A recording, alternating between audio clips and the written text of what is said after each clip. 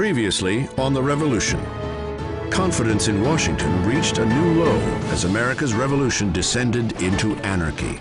The Americans in 1776 have encountered nothing but defeat followed by defeat. This really negatively affects the morale of his force, who really now question whether or not Washington is the right man for this job. Washington made a last-ditch effort for redemption at Trenton. Trenton illustrates the genius of George Washington. Here is an opportunity to strike the enemy when he's weak. This is going to establish the pattern for the rest of the war, in which the Continental Army will live to fight another day.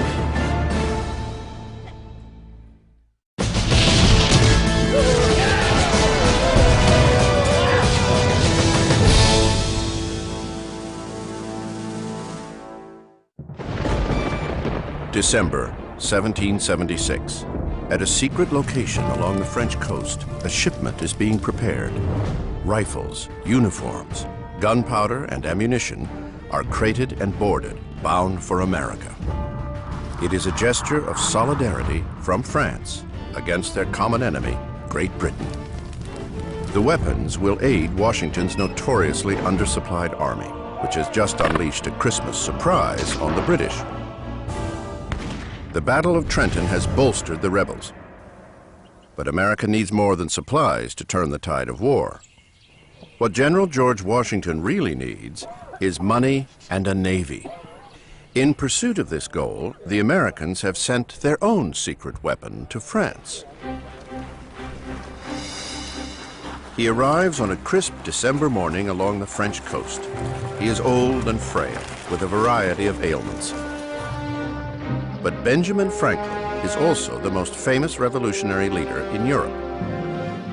Franklin is the man who tamed lightning, a renowned scientist, inventor, and writer who brought the simple wisdom of Poor Richard to the world. When Franklin gets to France, there's an enormous sense of consternation. What is this figurehead? What is this great celebrity doing here? And remember, given the way the media worked in those days, he washes up on the shores of Brittany with no announcement, and there are all sorts of wonderful rumors afoot as to what he's doing in France. He's come to buy himself a chateau with his immense fortune. He's come to educate his grandsons in Europe because the schools are better. Every possible idea is put forth. The idea that he's actually there to enlist the French in this cause is not the obvious conclusion. And he doesn't feel he has to illuminate anyone. Franklin arrives into a deeply divided nation, no place more so than Paris itself. The wealthy live in opulence, while the poor walk on city streets ankle deep in waste and excrement. This dichotomy has produced new thinking about Europe's age-old system of class. The French read Thomas Paine and cheer America's revolution. As one Frenchman noted, there is 100 times more enthusiasm for this revolution in the Paris cafes than in the colonies.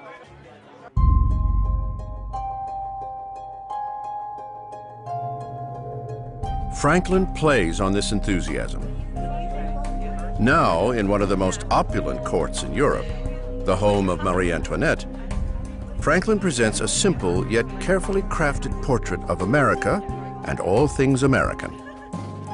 Picture me very plainly dressed, wearing my thin gray straight hair that peeps out from under my only coiffure, a fine fur cap which comes down to my forehead almost to my spectacles. Think how this must appear among the powdered heads of Paris. Benjamin Franklin. Franklin plays on this romance. He dresses very plainly, he wears a beaver cap, and he becomes kind of a fad. The women love to be around Franklin. They think there's something kind of very romantic about this backwoodsman who's here in their midst. Before long, all the fashionable women are wearing their hair in a style that mimics Franklin's fur cap. They call the style à la Franklin. But not all quarters are equally charmed. December 28, 1776. Ben Franklin arrives at Versailles, home to King Louis XVI.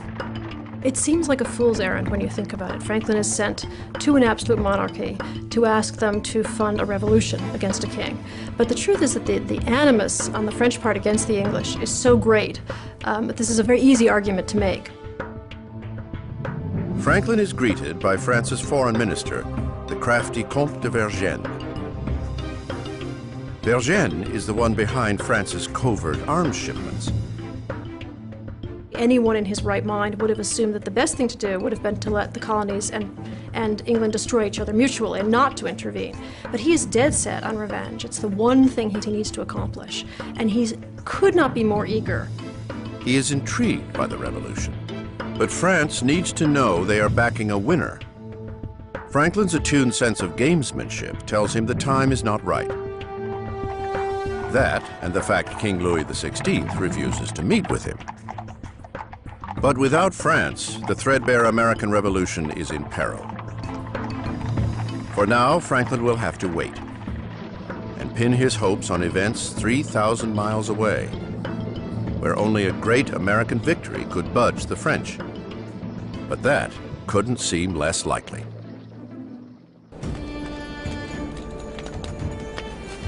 Back in New Jersey, the Continental Army is in bad shape. The Americans have not yet figured out how to feed and supply the army. John Adams, the always outspoken member of Congress, complains, "Our army is an object of wretchedness enough to fill a human mind with horror. Disgraced, defeated, discontented, dispirited, diseased, naked, undisciplined, eaten up with vermin. No clothes, beds, or blankets. No medicines, no victuals but salt pork and flour." And as winter turns to spring, the problems only worsen. No one is joining the army, and officers sent on recruiting missions must dig deeper to fill the quotas for new recruits. The colonists, like every generation before or after, seem convinced that the war is going to be over by Christmas. When the war isn't over by Christmas, Washington has a hard time recruiting soldiers. And it's in 1777 that we see many states beginning to offer significantly increased bounties. That's a cash payment for enlistment. Service in the Continental Army is now offered as an alternative to corporal punishment when you're brought into court. Service in the Continental Army is encouraged for vagrants. The shortages of trained soldiers hits the Army hard.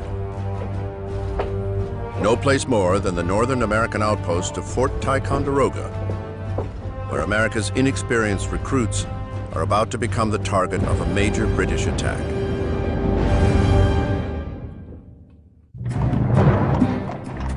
America's envoy in Paris, Benjamin Franklin, has made his first overtures to the French, an attempt to get the European power to join in the fight against their age-old enemy, England. But for now, the elder statesman has come away empty-handed. Swaying the French will take a major American victory back in the colonies, where the British are getting ready to mount a new round of assaults. June 1777. Just south of Montreal, Canada, a new British general has arrived in America. General John Burgoyne surrounds himself with all the trappings that wealth and status afford. He has recently returned to the colonies, where he witnessed the British loss of Boston just 2 years earlier. Burgoyne's goal, to take revenge and end the war, whatever the cost. It is an endgame he has staked his career on. John Burgoyne has always led the good life. A gambler, a military man by career, a playwright by hobby, a social climber by marriage, Gentleman Johnny, as his soldiers call him, leans towards the dramatic.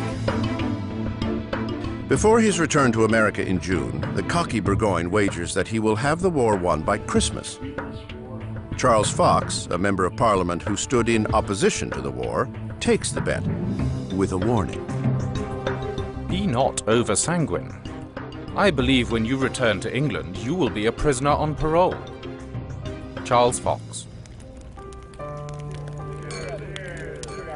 As commander of Britain's northern forces, Burgoyne aims to take the Hudson River, the vital waterway that separates the northern colonies from the southern colonies. It's important to realize that in the 18th century, there are no bridges across this river. There are only a limited number of crossing points. If you control those points, you control key terrain, and you are able to sever the lines of communication that the colonists are able to use to coordinate their actions between Boston and Philadelphia, and certainly prohibit the transfer of troops from one side of the river to the other. The British plan requires precise coordination across great distances. Burgoyne's force will move south down the Hudson to meet up with the man in charge for the British, General William Howe, whose forces will march north from New York City.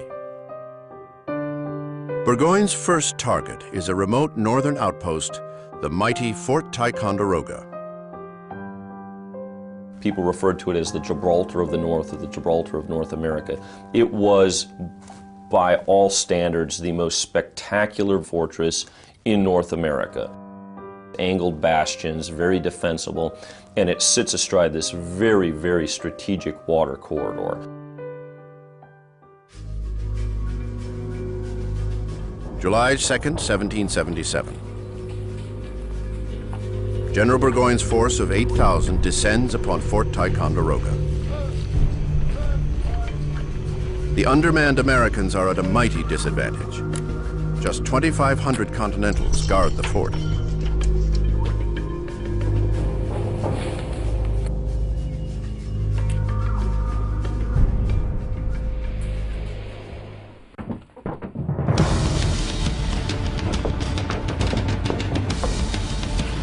Skirmishes break out around the stronghold as British soldiers snipe at the Americans.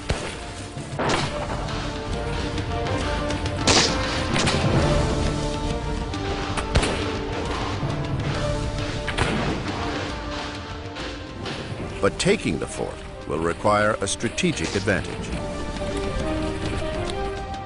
Fort Ticonderoga sits on a peninsula surrounded by 3 mountains, but the lean American forces can only defend 2 of them. The steepest and most formidable, the aptly named Mount Defiance, is left unprotected. But from its ridge, artillery has an easy shot into the fort. It is the weak spot that Burgoyne will exploit. July 5th.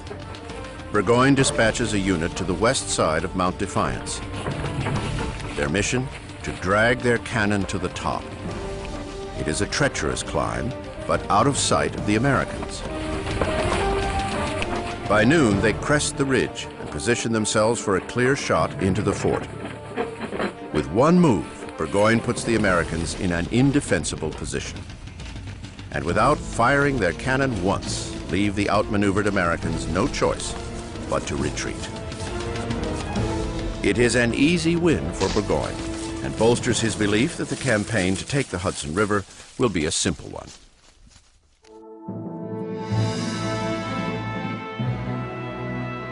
News of the fall of Fort Ticonderoga reaches Paris, where Benjamin Franklin has been closely monitoring the war.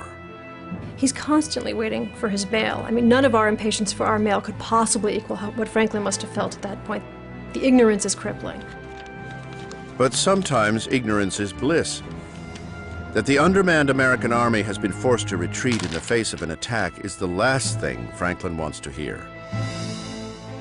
On top of that, he has made little progress with King Louis XVI. Franklin is, after all, the representative of rebels. He is fraught with frustration. There is nothing better to do here than drink. How can we fool ourselves that France might understand America better than Britain? How can we fool ourselves that a monarchy will help republicans revolt against their monarch? Benjamin Franklin. The fall of Fort Ty hits General Washington's desk with a thud.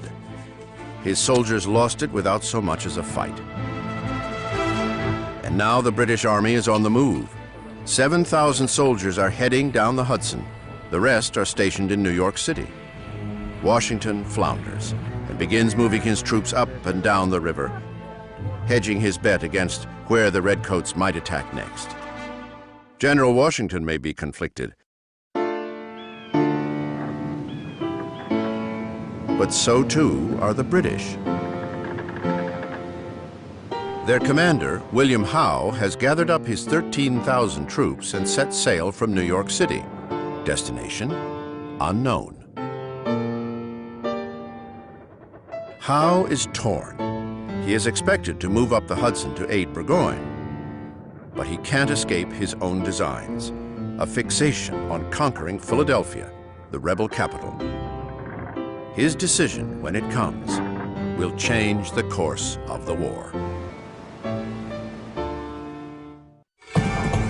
The mighty Fort Ticonderoga, the gateway to the Hudson River Valley, has fallen to the British without so much as a shot fired. It is another defeat for the undermanned Continental Army and is an ominous start to the summer of 1777. Across the ocean in France, Benjamin Franklin's waiting game continues. Franklin is biding his time, looking for news from America, some victory that would open the gates to Versailles, would convince the French to join the war. But he keeps his intentions to himself. It is a secrecy that breeds intrigue. For the first year that he's there, there's a real question. Is he here because he's running away from the American Revolution? Is he here to undermine it, or is he here to underwrite it? Desperate to find out more, both France and England surround Franklin with spies. It turns out, in retrospect, that his own secretary was a spy, and that anything that crossed Franklin's desk was sent back within the week via a little bottle sunk beneath a tree in the Tuileries to the British government. And those dispatches arrived regularly 72 hours later. Because of the espionage, Franklin realized the only way he could keep a secret was to keep it to himself. And he's very, very closed-mouthed, plays his cards very close to the chest. Franklin's silence is a calculated diplomatic strategy, akin to his favorite game, chess. Life is a kind of chess in which we have points to gain and competitors to contend with. By playing at chess, we learn not to make our moves too hastily. Benjamin Franklin. Franklin follows his own advice too well for some. But he knows the time will come when he finally gets to play his next move. Back across the ocean in America, British General Howe remains adrift off the coast of New York City. 13,000 soldiers on 260 ships still don't know where they are headed. John Burgoyne's plan calls for General Howe to head up the Hudson, yet Howe is intent on Philadelphia. Revenge for his embarrassing losses at Trenton and Princeton. Howe is obsessed with holding Philadelphia and sustaining Philadelphia, situated almost exactly in the center of the 13 colonies geographically, because it's the political capital. It's where the Continental Congress resides.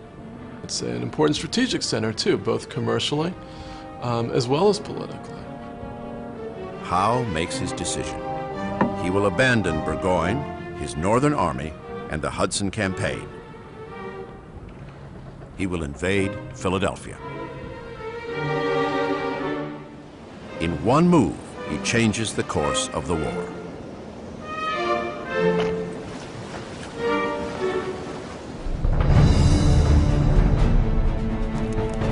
August 22nd, 1777, Hartsville, Pennsylvania.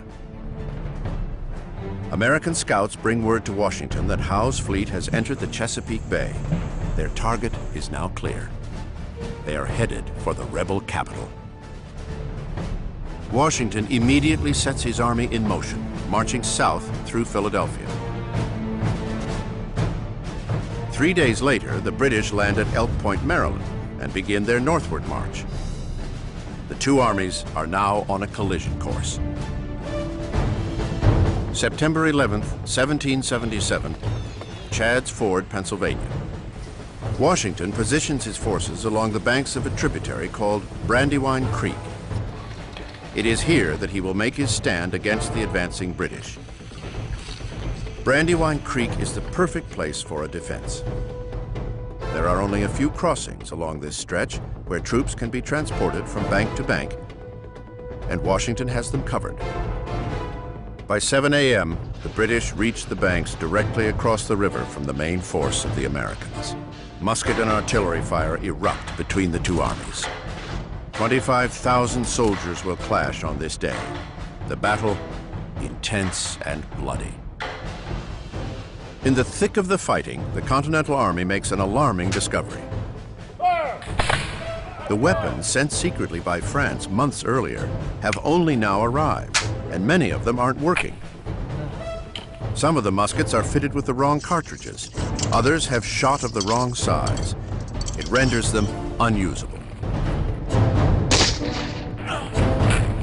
On the opposing side, the British are trying out a new and improved rifle. Captain Patrick Ferguson, a skilled marksman, is the inventor. The new weapon is lighter, has a longer range, and in Ferguson's expert hands is deadly accurate. During the fighting, the captain gets a high-ranking officer in his sights. But killing involves more than aim. On the 18th century field of battle, there is also the matter of honor. The American Revolution occurs during what some historians term the age of limited warfare. These professional military officers, who deemed themselves professionals, did not think that it was gentlemanly nor honorable to intentionally lay low an enemy officer. It's an easy shot, but Ferguson passes it up. His decision possibly changes history. The man at the end of his barrel was, evidence suggests, George Washington himself. 4 o'clock strikes on the field at Brandywine. The Continental Army has successfully held off the British advances for 8 hours. But all of that is about to change. What Washington doesn't know is that his main force has only been engaging half of Howe's army. The other half has been sent on a day-long march to the west, around the American defenses, and is now headed for a surprise attack from behind. It is the same tactic the British used at the Battle of Long Island, and once again, Washington is surprised by the maneuver. Having outflanked the Americans, the battle quickly becomes a rout.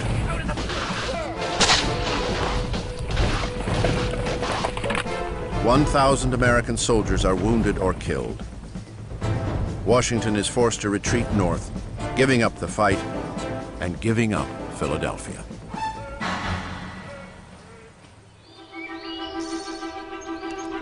Six weeks later, the news reaches America's emissary to France, Benjamin Franklin. His hometown, the rebel capital, Philadelphia, has fallen to the British. In response, the sage statesman makes an unlikely quip. Instead of Howe taking Philadelphia, Philadelphia has taken Howe. This is not only spin of the finest kind, from a man who, remember, made his name writing hoaxes and dispensing misinformation in his own papers. He knows his job, and his job is essentially to make it appear to the Europeans, and particularly to the French, that the American cause is a viable one. And moreover, that the Americans can win this contest. Those are all of them, at that point, fictions. Franklin, as shrewd in his diplomacy as he is in his chess, will have to wait yet again. The unanswered question is whether the French will support America in its next move. Monsieur Franklin, in France, we do not take kings so. Madame de Bourbon, French Duchess. Ah, Madame, we do in America.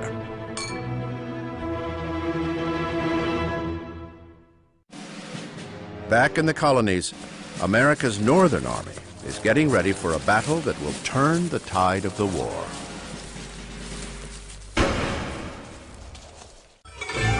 September 11th, 1777. Washington's army takes on the British at Brandywine Creek.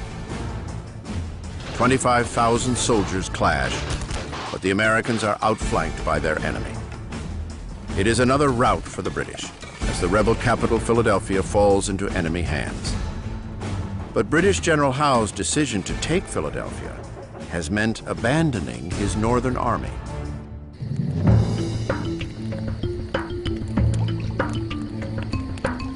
With no knowledge of Howe's choice, General John Burgoyne, leader of Britain's Northern Army, continues his campaign to take the Hudson. And the gentleman general makes sure he travels in style. 30 carts of food, clothing and liquor take the edge off a campaign through the rugged terrain of upstate New York. Tonight, he is confident and in good cheer. Burgoyne has enlisted help in his campaign, a secret weapon that he believes will give him the upper hand. 500 Native Americans from the League of the Iroquois have joined Burgoyne's army.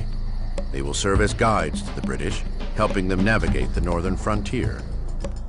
The Indians were not really interested in theories of monarchy versus democracy. The Indians were playing it according to how is this going to play for us?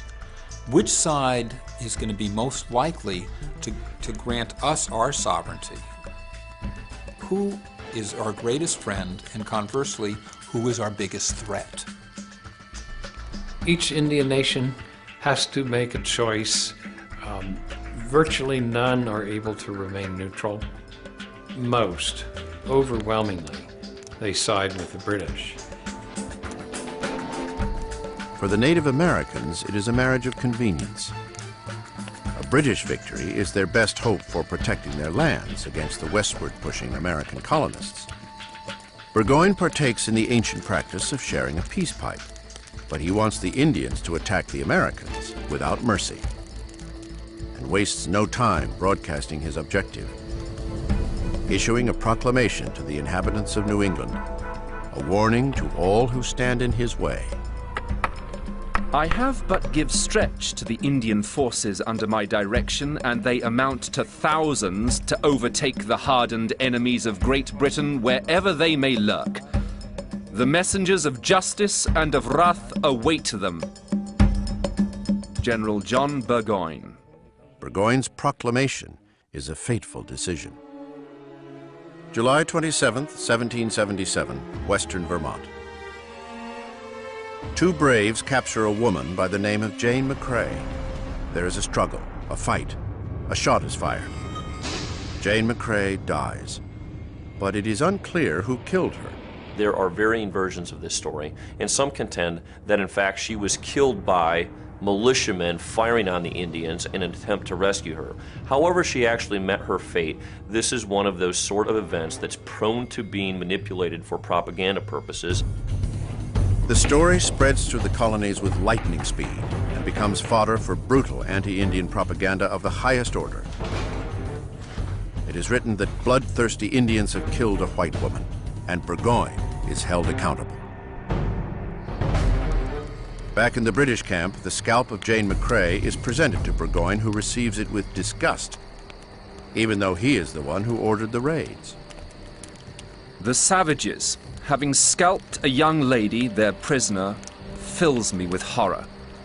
I would rather put my commission in the fire than serve a day if I could suppose government would blame me for such strong acts, such unheard barbarities. But Burgoyne's reaction is too little, too late. The killing of McCrae becomes a call to arms. Militia grab their muskets and head to the Hudson Valley and begin to pour into Continental camps. For General Horatio Gates, who arrived on Washington's orders in August to take over as leader of America's Northern Army, it is the boost he has been waiting for. Gates is a proud, albeit disheveled man who comes from a clouded past. Born in Britain to a servant mother, he is rumored to be a bastard son. America has given him an escape from the rigid class structure of Europe. War, a chance to gain glory against his former home. But he harbors even greater ambitions. Horatio Gates wanted to be commander-in-chief of the American Army. And it goes much beyond that. Whoever was the victorious leader of the revolutionaries would emerge as the leader of a new nation. There had to be a new ruler, some new kind of ruler. No one had decided what yet. I think he might have been that ambitious and that foolish. Gates adds fuel to the furor over the killing of Jane McCrae, writing an open letter directly to his adversary. That the famous Lieutenant General Burgoyne should hire the savages of America to scalp Europeans and the descendants of Europeans is more than will be believed in Europe. They are harsh words to an old friend. Gates knows his rival John Burgoyne well. In the 7 Years' War, they were comrades in arms, registered one after the other in the British military ledger as gentleman to be lieutenant. Now Gates sees his chance for glory. In beating his old country and gentleman Johnny Burgoyne, he will prove himself to Congress, which, to him, still doesn't recognize his worth. Gates orders his army to a position where he knows the British will have to pass, just south of a region of New York called Saratoga. Gentleman Johnny Burgoyne continues his southward march, but there is no sign of reinforcements. Burgoyne has made a fateful decision to press forward rather than wait for news from Howe. Clues as to what lies ahead are all around him.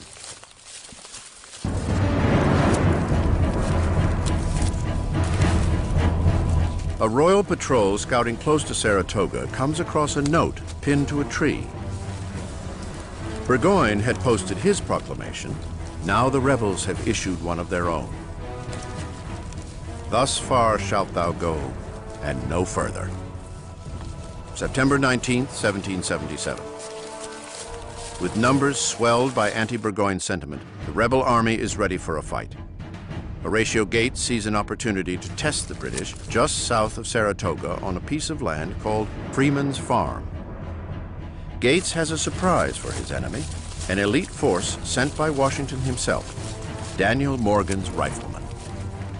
Morgan, a Virginia officer, fought in the 7 Years' War, witnessing firsthand the fighting style of the Native Americans. Inspired by what he saw, he has created guerrilla tactics that are new to the battlefields of the 18th century. Rather than attack in columns head-on, Morgan's men fire from cover. Noon. After a tough morning march through heavily thicketed woods, a forward picket of Burgoyne's army finally reaches a clearing. A moment to rest, they think.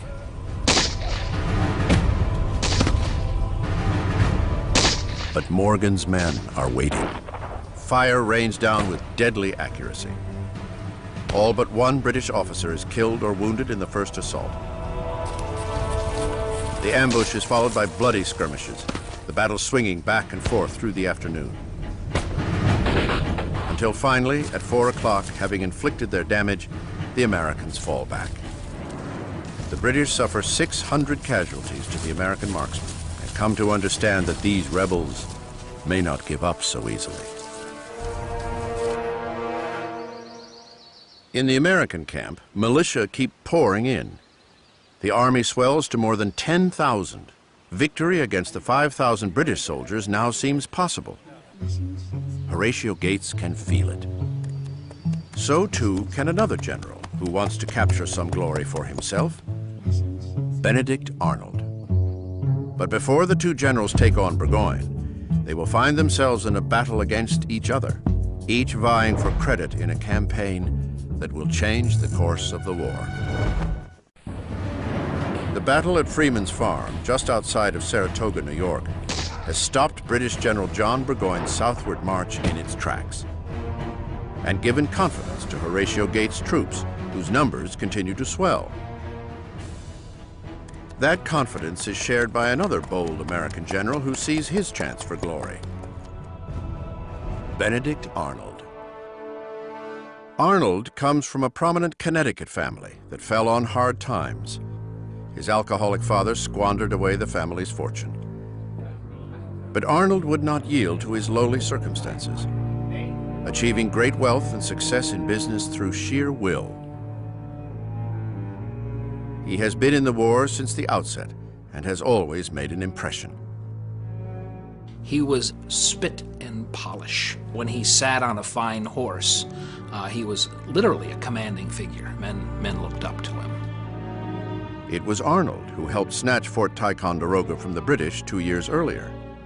But the credit for the victory went to the hard-drinking frontiersman, Ethan Allen. It is a slight that Arnold has not forgotten. But this campaign offers him a chance at redemption, to get the credit he feels he deserves.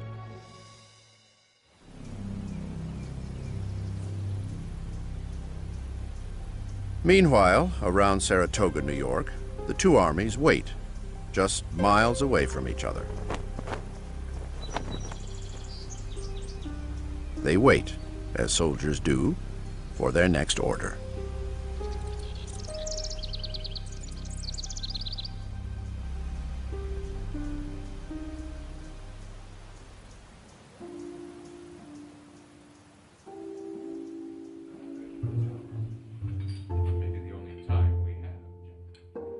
In the American camp, Gates and Arnold talk strategy over a meal of ox heart.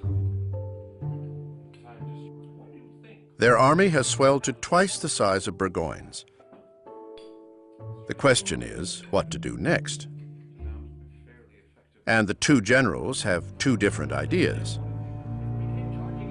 Arnold, ever on the offensive, proposes an aggressive act, an attack on Burgoyne. Gates, however, is characteristically circumspect. Let Burgoyne come to them. The conversation turns heated. Tempers flare. Horatio Gates couldn't stand Benedict Arnold, considered him an upstart, an arrogant upstart. And Benedict Arnold, like many of the Revolutionary soldiers, called Gates Granny Gates, a fussy old woman. But the headstrong Arnold takes his argument one step too far. Gates, in no uncertain terms, reminds Arnold that it is he who is the ranking officer. And Gates banished his best general from the dinner table, insulted him, wouldn't let him come to meetings, told him basically stay in your quarters, which were a little hut on the edge of the battlefield. And Benedict Arnold fumed as a result of that dinner and decided that he would have to defy the orders of his commanding officer because he believed the Americans were going to be beaten if it were up to Granny Gates.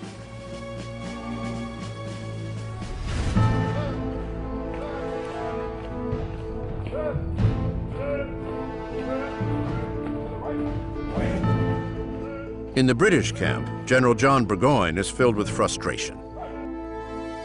News has finally arrived from Howe. There will be no reinforcements coming from the south. But Gentleman Johnny Burgoyne refuses to retreat. Burgoyne is exceptionally ambitious. He is definitely a glory hunter. But his greatest failing was that, like many officers of his time, he placed a premium on individual martial glory. He wanted to gain fame for himself. Saratoga should have never happened. Johnny Burgoyne's pride, his hubris, is what precipitated the disaster at Saratoga. With his supplies dwindling, Burgoyne decides to make one last push. An assault on the Americans just to the south of Saratoga on a rise of land called Bemis Heights. October 7th, 1777. Burgoyne sends a reconnaissance force of 1,500 towards the American lines. Gates sets 2,400 of his men out to meet the British. It is the final engagement of the Battle of Saratoga. On the field, Benedict Arnold, in defiance of Gates' orders, leads the charge against the Royals. Arnold employed snipers. He got riflemen, highly accurate, put them up in trees like snipers, not down in red uniforms with white stripes that you could sight. Arnold fought like an Indian, from cover with camouflage, surprise attacks. It was a new kind of warfare, and the British didn't adapt to it. Through the smoke of battle, Arnold spots an opportunity he can't ignore. British General Simon Fraser seems to be single-handedly rallying the troops. Arnold makes a snap decision that changes the course of the fight. He orders his men to target the British officer. 1 month earlier, George Washington may have been spared assassination at the Battle of Brandywine. But at Saratoga, British officers are offered no such favor. It takes 3 shots. 3 shots that take down his adversary. With Fraser removed from the battle, the life seems to disappear from the British soldiers, who begin to retreat under the pressure of Arnold's advance. But not before taking a well-placed shot of their own. Benedict Arnold takes a bullet to the leg and barely survives being crushed by his horse. When the battle was over, his second-in-command said, "Sir, where are you hit?" And Arnold said, "It's my leg. I wish it had been my heart." And I do too. I wish it had been his heart, because if he had died at that moment, he would have been the great hero of the Revolution. With Arnold's leadership, the British attack is repelled and the campaign to take the Hudson comes to an end. Yet it is Horatio Gates who will take the credit for the victory. Gates doesn't mention Arnold in his dispatches and garners all the glory for himself. The people and the press hail Gates as the new American hero. In fact, the hero of the battle was Benedict Arnold.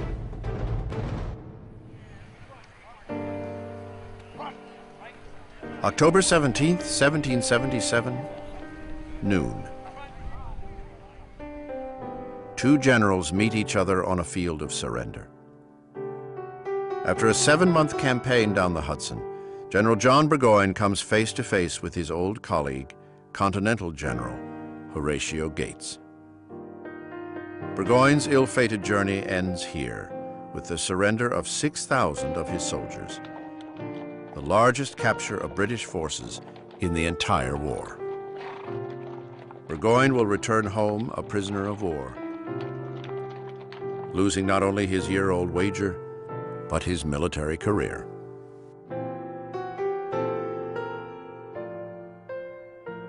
General William Howe, who delivered Philadelphia to the British with the best of intentions, has had enough. No one in Britain is celebrating the capture of Philadelphia. Instead, they blame Howe for not coming to Burgoyne's aid. Just 5 days after the surrender at Saratoga, Howe prepares his resignation to return home, leaving behind the rebels and the war that should have ended long ago. Across the Atlantic, America's envoy to France, Benjamin Franklin, receives the news. The victory at Saratoga has changed the war and changed the world. I don't think anyone was as surprised by the news of Saratoga as Franklin. There had been nothing but bad news from the colonies. It's fair to say certainly that he is waiting for something like this. Saratoga is certainly the thing which finally puts him in a position to be able to sign the deal with the French. Benjamin Franklin has played his game perfectly. Now, the next move is his. He dons his old blue velvet suit, the same one he wore 3 years ago on the fateful day the British ministry all but accused him of treason. He wears it again, at last, to Versailles and a meeting with the French leadership. The news of victory at Saratoga is exactly what France's King Louis XVI wants to hear. He pledges his army, and more importantly, his navy, to the American cause. It amounts to a declaration of war between France and England. The American Revolution, which started as a far-off colonial uprising, is now a world war. They might be celebrating in Paris, but as the winter of 1777 takes hold, General Washington has less to be joyous about. Horatio Gates's anointment as the hero of Saratoga again raises questions over who should be in charge of this army. Philadelphia, New York, and large parts of the colonies remain in British hands. Washington must turn his army and his leadership around, for the biggest battles still lie ahead. Next time on The Revolution, a mysterious Prussian will arrive at Valley Forge to train the only army that will have him, Washington's battered Continentals. Baron von Steuben's genius was the ability to distill state-of-the-art European drill tactics to this raw material that was the American soldier. That army and its commander are now convinced that they can beat any army on the face of the earth, and they are eager for the fight. And that fight comes on one of the hottest days of the war.